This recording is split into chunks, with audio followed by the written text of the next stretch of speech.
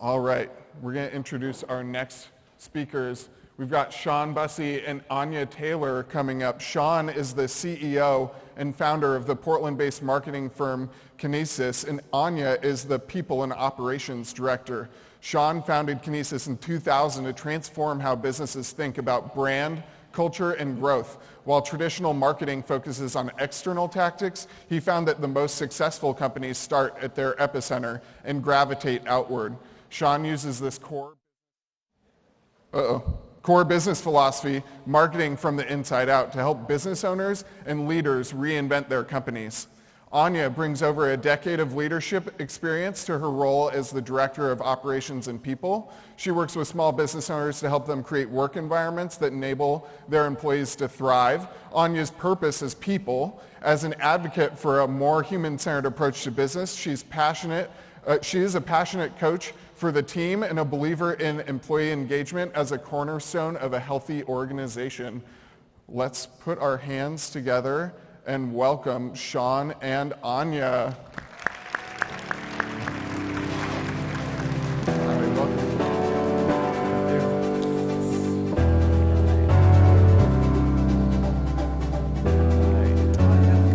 This is it. Yeah. All right, you get two of us. So hopefully this will be twice as good as anything you've seen today. We're also before lunch, so we'll try to make this really energetic and exciting. Anya and I have worked together now for almost 5 years. 5 years, yeah. Just had our anniversary for another key employee, 17 years together, started off as an intern at Kinesis. What I'm here to do today, hopefully, is inspire you and share some stories and some of the philosophies that we use in terms of working at Kinesis. So we've broken this down into kind of two halves. So the first half is sort of typical of me, which is sort of pie in the sky, what's possible, all the cool things that can happen. And then Anya's going to maybe bring us down to earth a little bit and Go try to land the plane. try to land the plane. I'm always taking off. And kind of put some of the things into practice that we've done and share that with you. So I'm a little rusty. It's been a couple years since I've given a talk.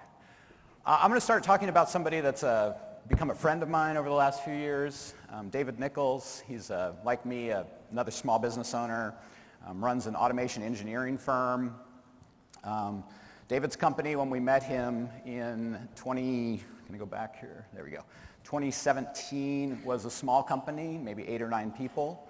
I noticed in the poll earlier that some of you are in organizations of 1,000 or more people. So I appreciate the challenge that's in this room of folks who might have just a few, dozen folks that they're working with to thousands of folks that they're working with. And so a lot of what I'm going to talk about today is kind of on the lower end of that spread, more that 100-person company range. But I'm also going to share some of the stuff that's gone on to the larger size. And Anya's going to talk a little bit about the locus of control and where you can start to lead from, that you can't change these giant organizations overnight. David's kind of journey as a business owner, when we met him, he was in what I call the brute force era. So grown this thing a little bit, and it had plateaued. And it plateaued around 8 or 9 people, and he was really trying to force it to work. And what I mean by that is, he's trying to grow the organization, he's trying to get more sales, so he's doing what most organizations do when they need more sales. They hire salespeople, they knock on doors, they call people, they email you. All of us wake up every morning with dozens of these emails in our inbox that we quickly delete. That kind of model. And that model really wasn't working. And David's a very determined human being. He said to me, he's like, look, I tried. And I appreciate hard work. I grew up on a farm outside of Roseburg, raised pigs, was in 4-H. I know what hard work looks like, and I appreciate it, but sometimes brute force doesn't really get you there. And so one of the things that we helped David do was to uncover his purpose and the purpose of the organization. And what I'm going to talk about a little bit is how that purpose can be this catalyst for change, not only in terms of the interior workings of a company, but also the exterior workings and how you can connect those two. One of the things that excites the both of us is how you can connect sort of like the human side of the business to business outcomes, and that tension that's often there between, well, I want to support our people, but the leadership needs this thing to happen. So one of the things we discovered about Loop was they did really interesting things, sometimes terrifying things, like putting chainsaws on the ends of robots and then taking these giant industrial robots and swinging them around and cutting logs off. This kind of activity was really never talked about in terms of their marketing, in terms of what they stood for, in terms of their recruiting for employees. It was just something they did. Like they did this kind of fun experimentation as part of their work. This is the kind of work that got the employees up in the morning. It got David up in the morning. They were excited to do it. And at the same time, the industry, which is filled with engineers, was telling them, talk about engineering things. Talk about ROI. Talk about metrics. Don't talk about these chainsaws and crazy things you're doing in your labs. And you know, what we've discovered is like, actually, that's the thing. Like the thing that you're passionate about is the thing to talk about, not only for getting new customers, but also to recruit. And one of the most pivotal things that Loop achieved in that time was uncovering this idea of revolution, that they didn't think about robots as a way to replace humans. They thought about robots as a way to do things that had never been done before. And that's not just putting chainsaws on the end of robots, but it's like this idea here, which is putting a high-end SLR camera on the end of a robot and teaching a professional photographer how to drive this 2,000-pound machine around, capture photos that had never been done before. And what was cool, as they started to embrace this idea of revolution, is that they started to attract people who were revolutionary thinkers, like this photographer. None of this work was paid. This was all like, let's try this because it's cool. And the cool thing about it is this photographer is actually one of the primary photographers out at Nike, does all this really cool forward-thinking product photography out there. And so now pretty soon, Nike's like looking at this stuff and going, this is really interesting. We might have some Nike people in the room or online. And this kind of activity starts to attract the type of customers that David ultimately was trying to get during the brute force era. The type of customer that he'd bang on the door and be like, listen to me, I want to sell you something, right? Now they're looking at what he's doing, this revolutionary idea, they're calling him. What's also cool is other robot companies like Spot the Dog down here, Boston Dynamics, they start calling Loop because Loop's doing cool, crazy stuff. And they're like, we want you to take this dog and do stuff with it. We don't know what you're going to do with it. We want you to do stuff with it. So they're doing stuff with it. And then Katy Perry's team calls Loop and says, you're doing weird stuff with robot dogs, and Katy wants to have this robot dog in her next video. So fly down to LA in a week and do this whole music video, even though you've never done this before. So now they're making Katy Perry videos, which is never anything that's talked about in engineering school, but is really cool. So they've got this clarity, right? They're revolutionary thinkers. They're thinking in revolutionary ways. And what's really badass about that is not only now you're attracting interesting revolutionary thinkers as a customer, now other employees who are out there in the world who look at you and go, that's a cool place. I want to be part of that, right? So now they're getting resumes from folks unsolicited for the best talent in the world, because the best talent in the world wants to program robot dogs and be with Katy Perry and make cool stuff and put chainsaws on robots. Slowly, actually pretty quickly actually, the business starts to change because now they're doing all these revolutionary things. They need containers to put them in. So brands become to be born. So it's no longer just Loop. It's actually 4 different companies that do different things. So Loop Labs in the upper left is to represents that idea of we're just going to do crazy stuff. And it doesn't even have a financial incentive for us. Versus Widget, which is we sell parts, right? Here's the part, you need it, we'll sell it to you. Much more practical and functional. But now they've got this diverse landscape of businesses that are all kind of coming together. And what's just fantastic about this whole thing is now they can like make more robots and hire more people. So from 2017, you can see this like just rapid acceleration of employee growth. Now, They're just a 30-person company. I get it. You know, for a lot of you in the room, they're like, it's still not a 1,000-person company. But what's really exciting about this is that in that journey, we just learn so many things. And we learn, I think of small businesses like incubators. And you can take these ideas from these incubators and bring them into large organizations and try to create little, like what our last speaker talked about, pilot programs. So Loop, one of the people impacts, you know, when Nikki was talking to us about how to put this together, she's like, you got to make the business case. You got to make the business case. You can't just talk about robots and chainsaws and cameras. I'm like, that's cool. So let's make that business case. So 4 kind of dimensions here. They get these unsolicited resumes, which is awesome. Great talent. They have almost no turnover. They've not ever hired a recruiter.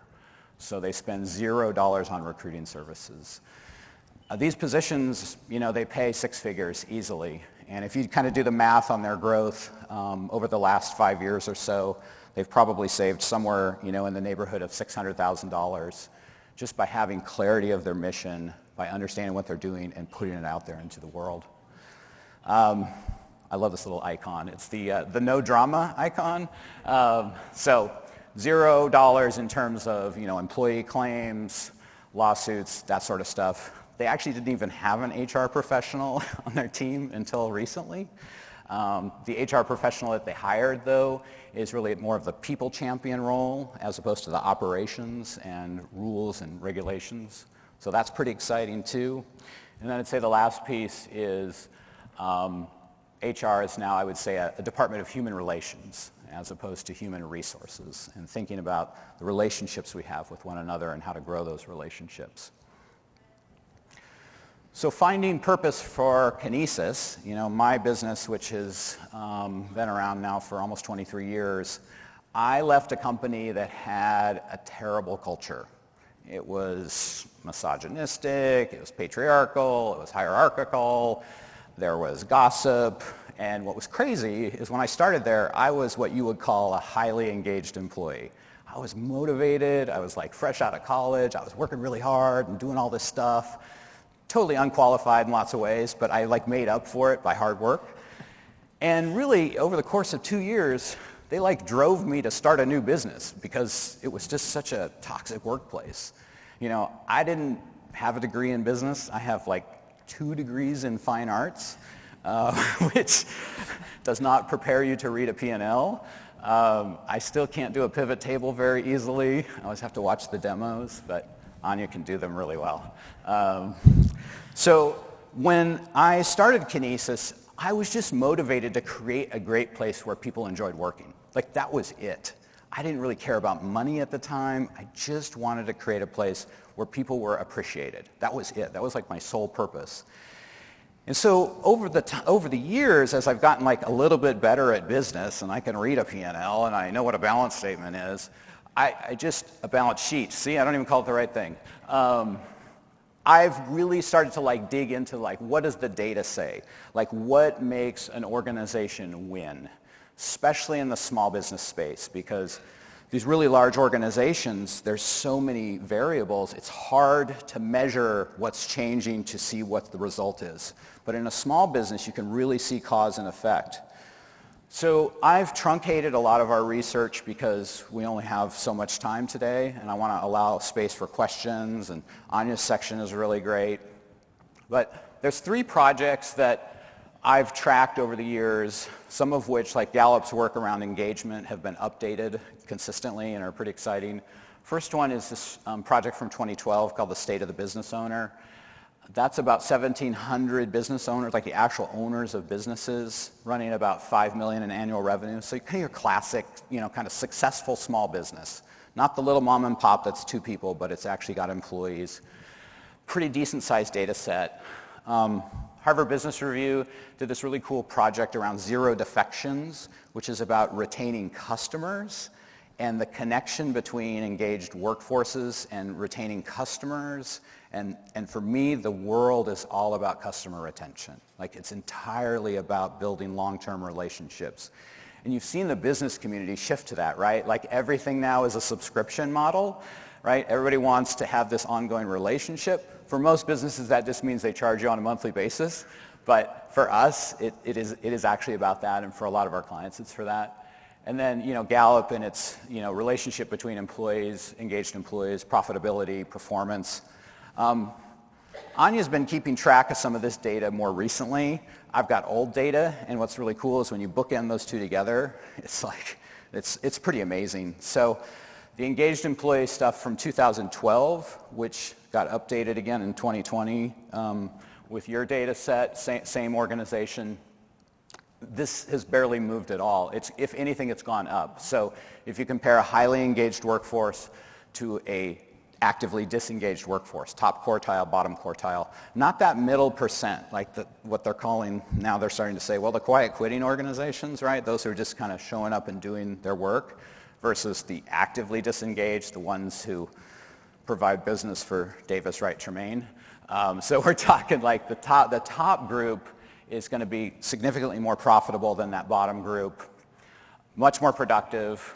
This is the big one that I've seen updated. So in 2012, they had 48% fewer safety incidents. In 2020, that was 64%. So if you're an organization that's in manufacturing, maybe somebody's driving vehicles for your organization, this is a big deal. 41% fewer quality defects, that hasn't changed dramatically. Absenteeism has changed dramatically, so I think it's close to 81%. So 81% less absenteeism for highly engaged workforces than the actively disengaged workforces. Most of us in this room, I hope, because you're here, probably either have that middle band, they're not actively disengaged, but they're kind of somewhere in the middle, or hopefully there's some folks that have that highly engaged workforce. But for me, it's like, how do we achieve this? How do we make this happen? And so we built a framework that took a long time to figure out, but I'm going to show it to you, and it looks so simple, but it's actually kind of hard to do. So it looks like this. So think about the rings of a tree.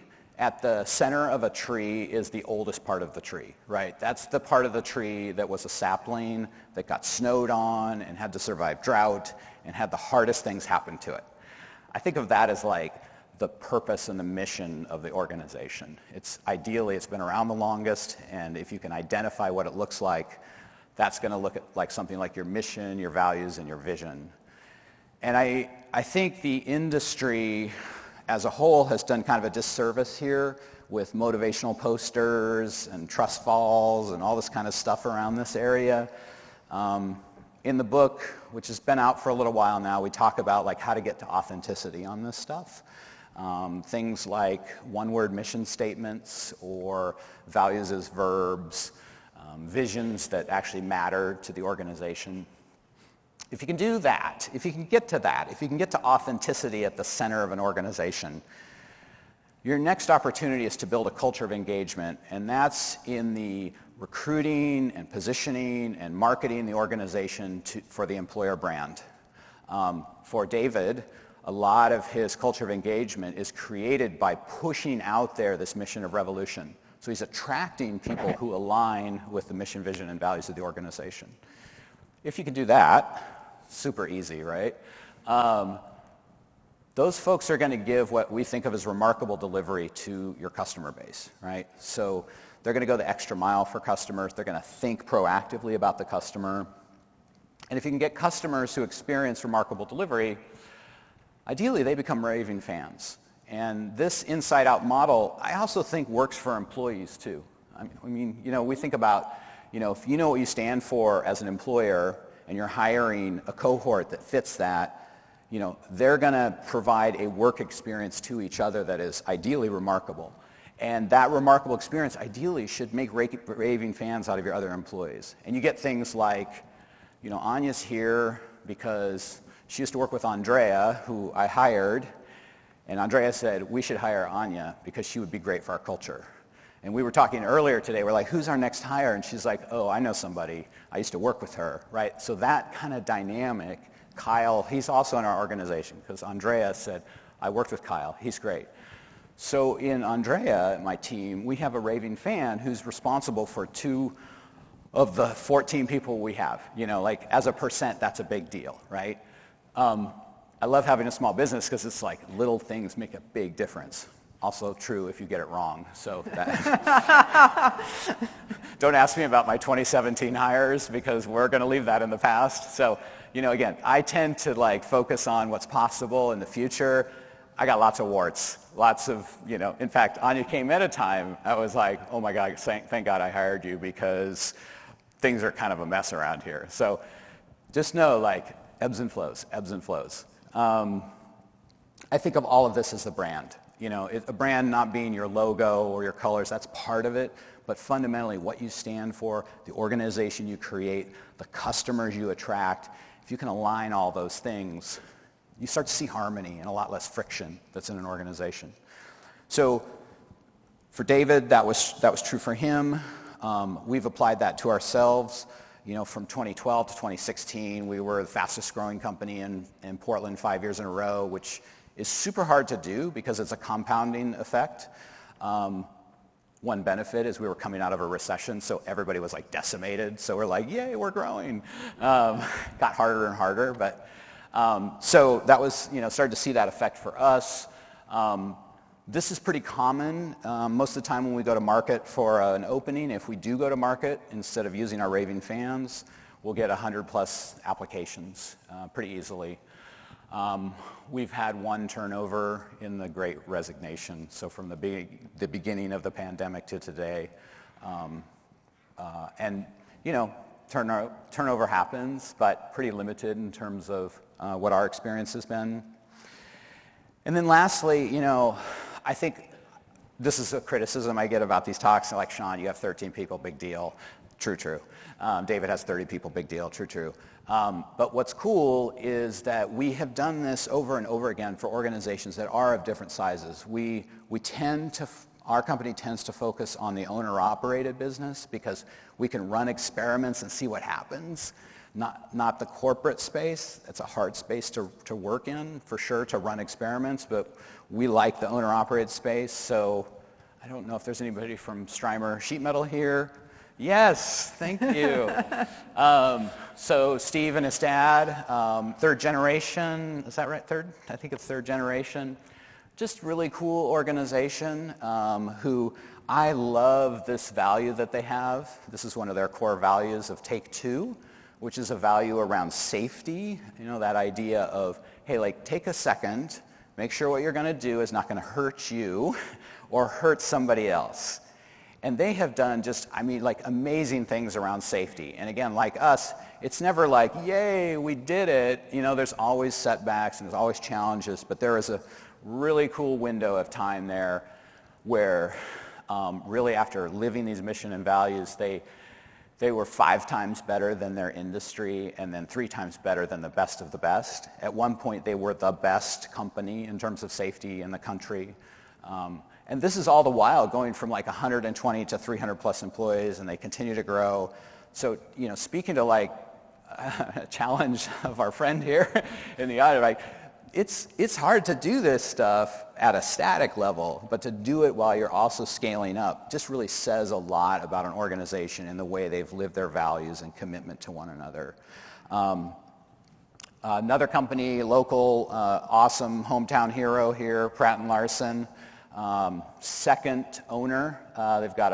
They were founded by Michael and Rita, and then Bell and Anthony here purchased the business not too long ago.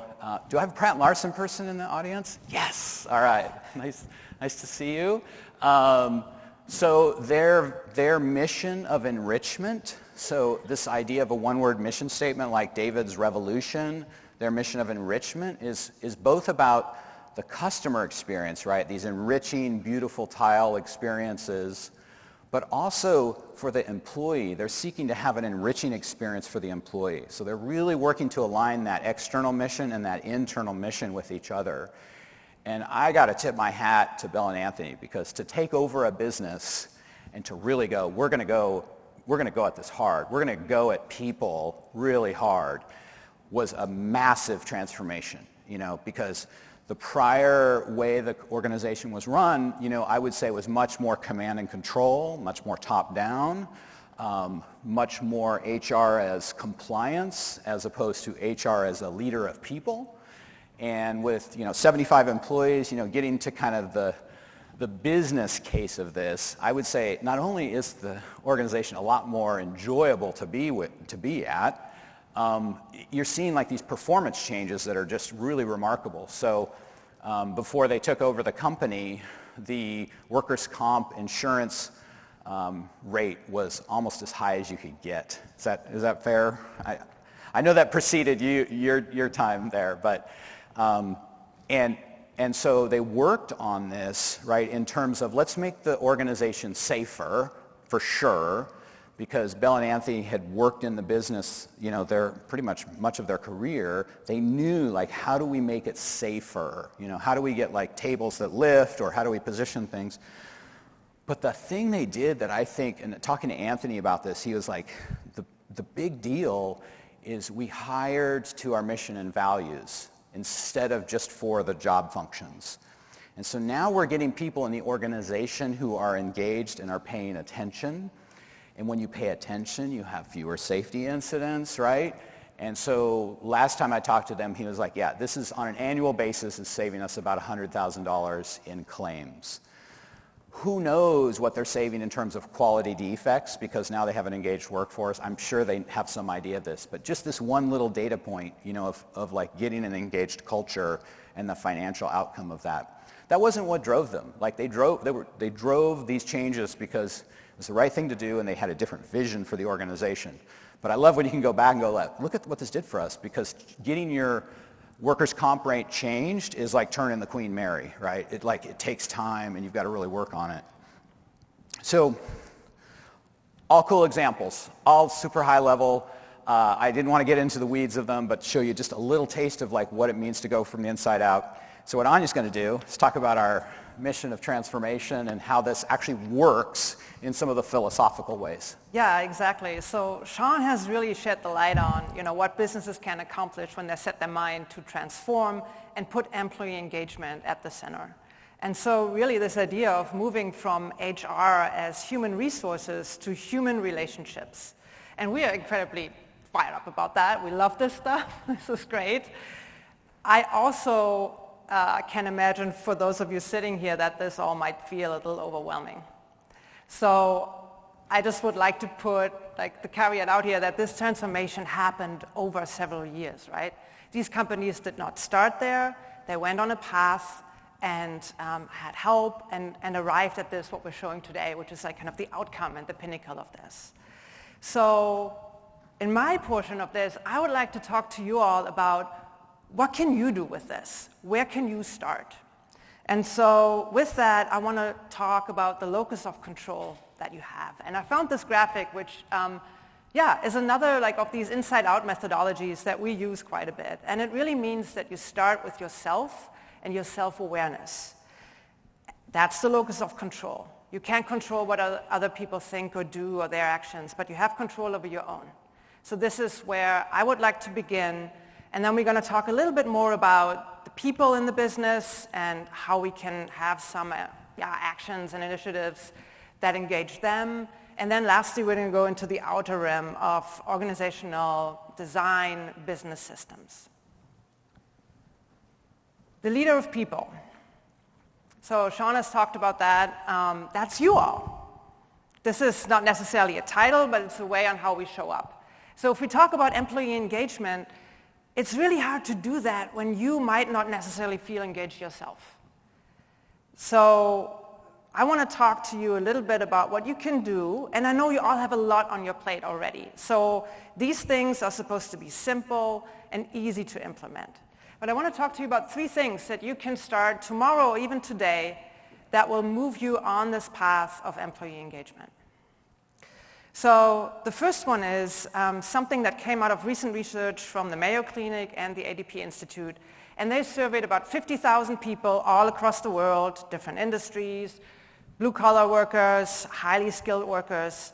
And they found that if you do what you love for 20% every day, you're 6 times more engaged. Now, 20% every day is about an hour and a half. So if we think about Loop, this example here, right, where they play with robots and chainsaws and all that stuff, That's not on a plan. That's not, creating revenue. This is something that they love doing. And what this created was a passion and, an engagement around that. And it drew clients as well as employees to it because other people are resonating with that.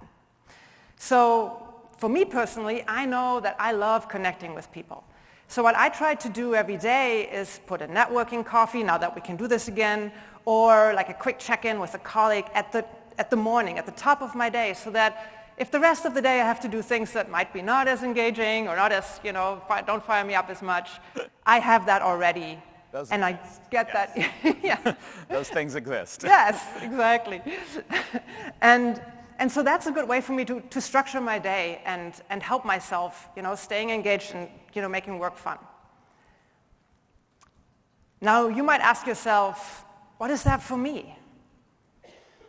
Lots of us have never thought about that because often it's about the to-do list, the checklist that we need to accomplish. Even in school, it's about performance. We usually don't have permission to ask ourselves, what do I really love? What are the things that I really resonate with? So I would invite you all to maybe the next week or two, have a little notepad, have a little journal with you, and think about what is it that energizes me? When did I lose track of time? When were there things that I volunteered for? And write that down. And maybe it's, a goal of finding one a day, however small. And then you can start building that into your day. And then if you want to, we have the value of share the good. And so if you want to extend that to other people, then you can, check in with them. There's another big indicator of employee engagement is building trust with others. And we're building trust with others to talking with others and showing up for them.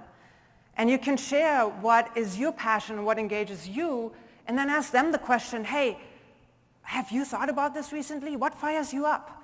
Is there anything, where I can help you do that more? So I'm not talking about, before you roll your eyes and say, well, great, now I have another thing I need to do, which is meeting with everybody.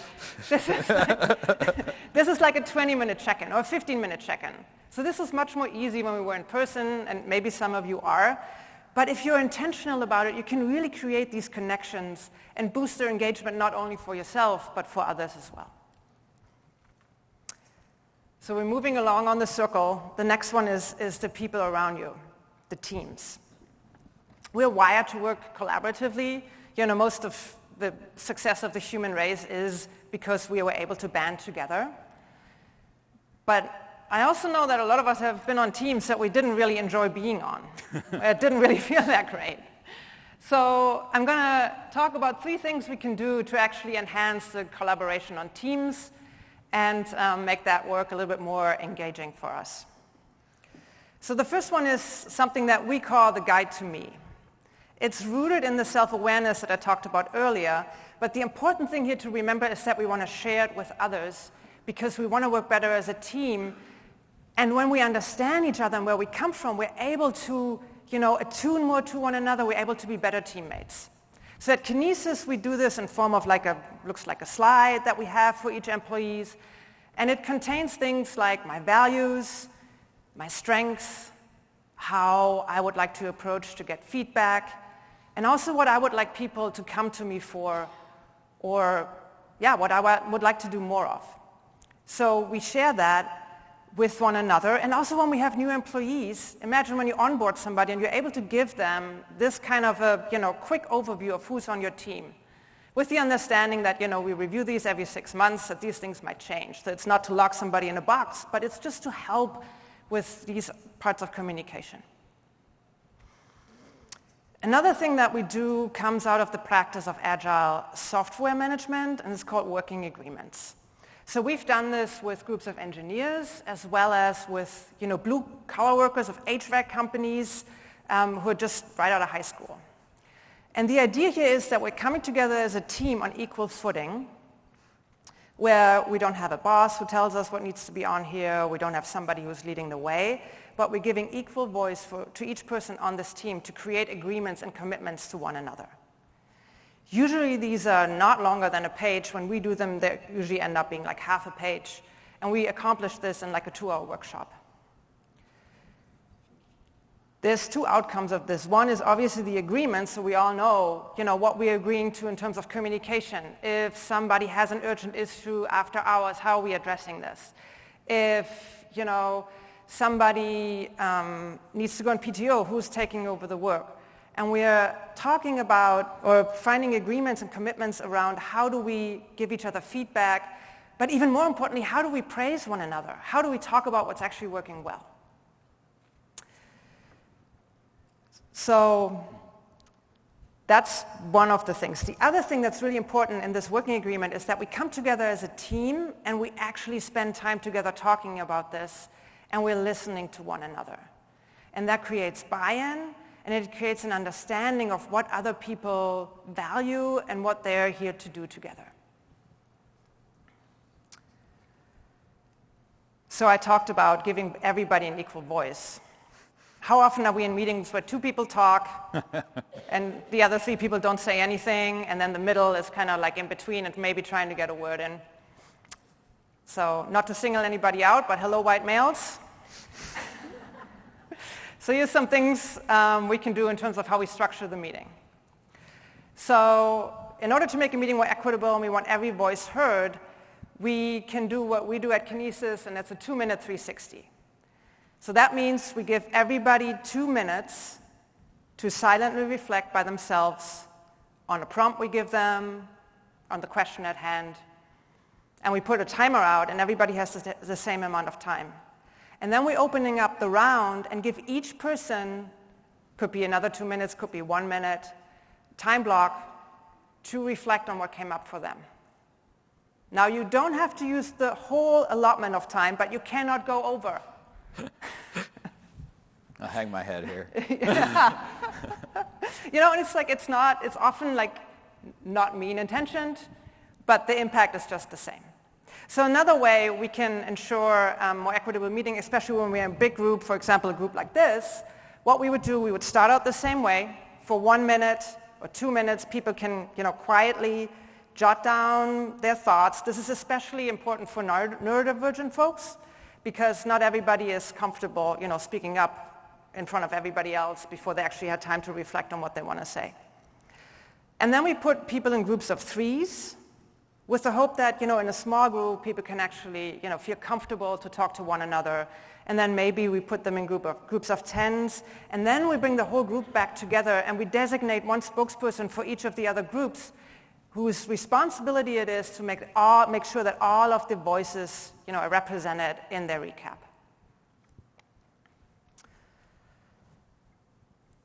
So I hope I've given you a couple of things, and yes, this presentation also will be available for you after this, that you can implement. And there's many more. We just picked the ones that, we've seen the most success with and that are, most easily to implement. It's important to remember that employee engagement is not a journey. There is no destination. This is a practice. So this is something that we need to put on the forefront of how we structure our communication and our work every day. So with that, business systems, goes in a similar direction. We talked about the leader of people, and I want to draw this distinction between managers of work and leaders of people because often they're lumped together. What we're talking about when we talk about a leader of people is somebody whose responsibility it is to safeguard and steward employee engagement for the whole organization.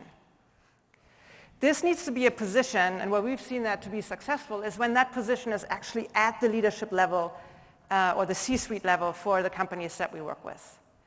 Similarly, maybe to finance, where there's different departments who have budgets, and then somebody is responsible to stay within the budget. There's still the CFO or vice president of finance responsible for overseeing the philosophy and the overall realm of how the company operates in this. The same needs to be true for employee engagement. We've shown how important this is in terms of not only the financial health of a company, but the general health of a company, and the speakers before us have talked about that as well. Another thing that we do from the get-go with every company we work with is operationalizing purpose in the form of mission, vision, and values. Now, I know that a lot of marketing companies do this and branding companies do this, and to Sean's point, they put it on a poster or they put it on a website. That's not what I'm talking about here. That we do that too, that's great. Makes for like a pretty thing, important. What I'm talking about is internal alignment with the values, with the vision and the mission. So think about things like meetings, right? If you think that growth and innovation, or if we decided that growth and innovation is a value of ours, then when we have a meeting, let's talk about how we are accomplishing this. Give kudos to those folks that are actually trying something new and innovate, right? As an employee, it's really important for me to understand, like, our values, they're not just out there, but they're actually lived. And they show up in different scenarios. If I could offer just please. a little piece here, I would say that thing that Anya just shared is probably the biggest lever I have seen within the organizations we've worked with, within the realm of hiring. So a lot of times an organization will have a certain kind of set of employees, and there's a set of values and that is being lived. It may not be where the leadership actually wants it to be, and I have found that going at that through the hiring process to really start to try to bring in that type of set of values into the organization is probably the biggest lever that's available, and not without tension, right? Because oftentimes you're bringing in different folks than what exists, and sometimes those folks that come in, you got to be really careful not to sell them on something that is like so far away from what's actually going on that you get into kind of some trouble there, and then they end up leaving. But I have seen organizations where they've actually shaped the culture by really starting on the hiring side, and then a proactive, the existing group, hey, do you want to be part of this thing we're shaping over here? If you don't, let's find another path for you, right? It doesn't mean you just fire people, but I've seen organizations where they've totally changed the entire DNA of the organization through that process. Yeah, and I think that goes back to employee engagement and really saying, like, these values, they're not like top down, just like up there, but they really need to be embodied and lived by the people who are in the organization, because ultimately they are creating that culture. Yeah. So the last point here that we found very effective is the transparent compensation model, and this might be top of mind for many of you with the legislation that comes out of California. Though I'm not talking about making all salaries transparent. What's actually more impactful, and research has shown this, is that we want to make the process of how these salaries come about transparent. So again, to the point of where we value innovation and maybe professional growth, then it's important to understand for employees that my salary, my compensation will be evaluated and put together based on whether I've done, professional development or not. So that's another way. This is kind of, as you can see now, this is all intertwined. Like, our values show up in this. And, rather than having people go into a room and out comes a number, employees are not really interested in comparing those numbers, but they're interested in understanding what goes into this type of, what goes into my compensation in terms of how I'm showing up at the company, and that also then gives them more agency to influence it. So I hope I've given you a couple of things, and I hope we have inspired, maybe a couple of, insights and, things you're curious about or excited to implement. Again, engagement comes, through many forms, but I'm a true believer of starting with yourself and figuring out what works for you, and then extending that into the organizations, to the realm of influence you have. One of the things that is incredibly important, and Sean has touched on that many times, but I want to bring this back to this again, is purpose. And I'm not talking only about the purpose that a company has overall, but also about our own purpose. As humans, why are we working there? We all have to go to work. We all have to, earn money. But can we do it in a way that actually fulfills that kind of need to be part of something bigger, making the world a little bit better and having a little bit more impact? So for Sean and I, transforming companies and working on employee engagement, that's our purpose. We're fired up about it. So we're going to have a little bit of time for questions right now, and then Sean is going to bring us home with one more thought. But I'd encourage you, we're going to be hanging around for a little bit to find us. If you have any comments, anything that this inspired for you, questions, we love to talk about this, and we want to build a community around this and help people transform their companies. So please come find us. Yeah. All right. So that's great. Awesome. Yeah, let's, I think we've got about 20 minutes, and I think the last section I have is maybe 10, so we could use 5 or 10 minutes to answer any questions, like, hey, this all sounds great, but what didn't work for you? Or, I don't know, this, whatever. We're open to anything. Yeah, over there.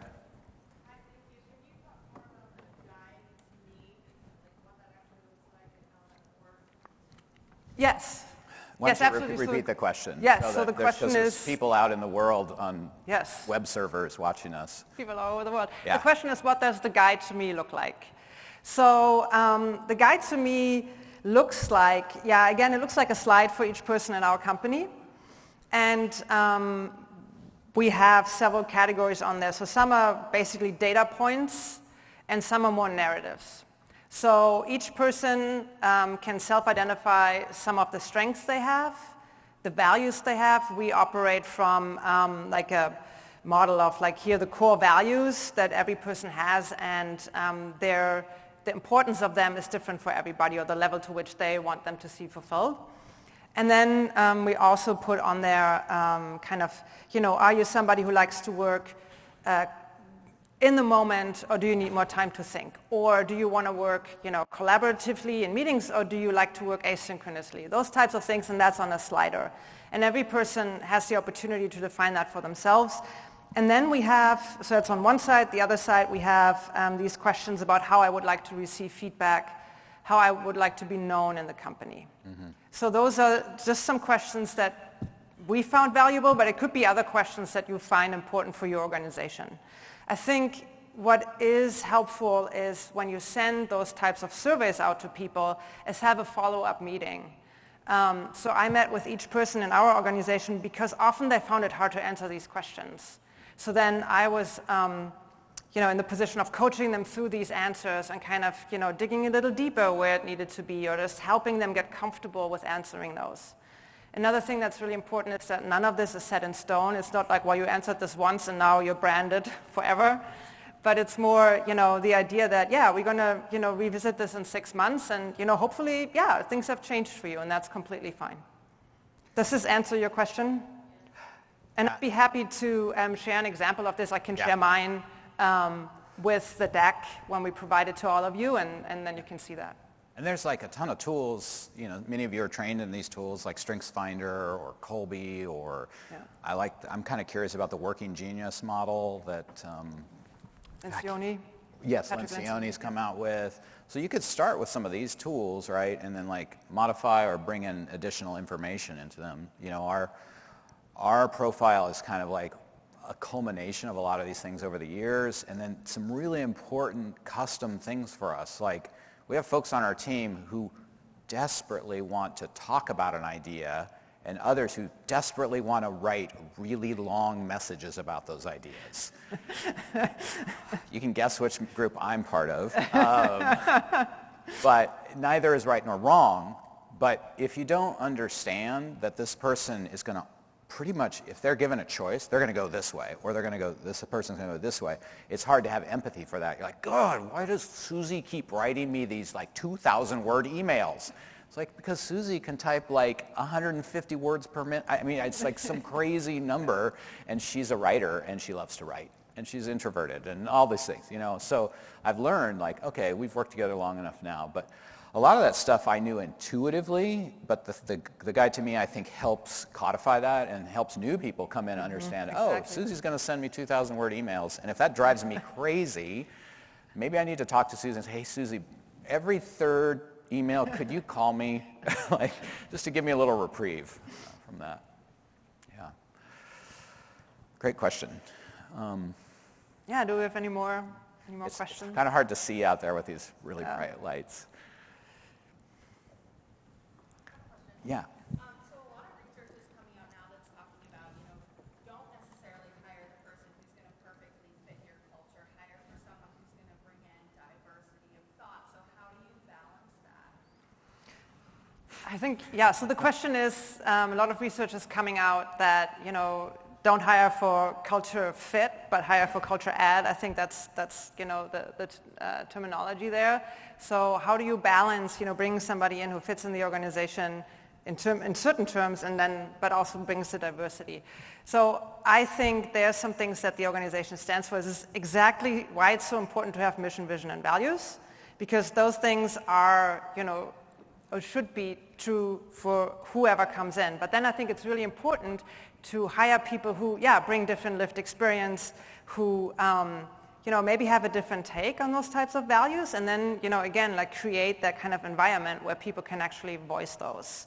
So, in terms of the culture, the values of the organization and the mission and vision, that is kind of the identity. So I would say hire to that, but then don't hire to, we have a bunch of extroverts already, let's, I like this person because that's another person who talks a lot, right? So that's then where you kind of deviate from that, because that's not ideally part of your values. So.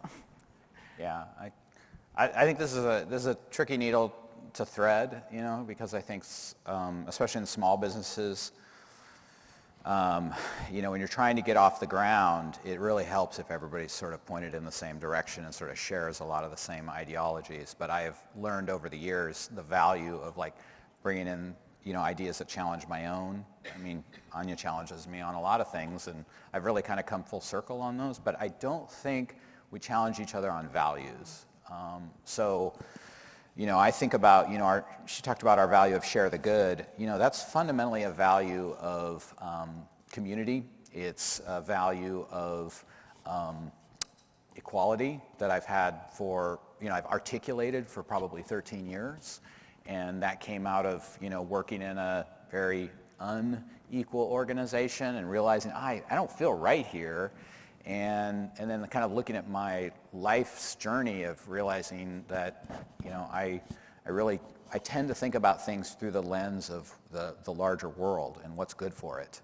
And I want to hire people who think like that. And so a really selfish person would really struggle at Kinesis. Kind of the solo hero type of employee, which, is often celebrated and works really great in other organizations, would totally destroy our culture. And so that's the kind of diversity I'm not interested in having. And I know that. I'm firm on that. And it's the same with our mission of transformation. We have occasionally hired folks who, actually change really causes you a lot of anxiety. And we are a change-centric organization. And so it's you're never going to be happy here. So that's a kind of a diversity that isn't wrong, totally not wrong. There's lots of folks that live that way in their life and find organizations that support that. But I know for us, they're going to be miserable. And by extension, then they'll make us miserable. So just try to get those core ideas. And I think those transcend race, gender, lived experience, economic status. I think those are important. Yeah, that's a great question.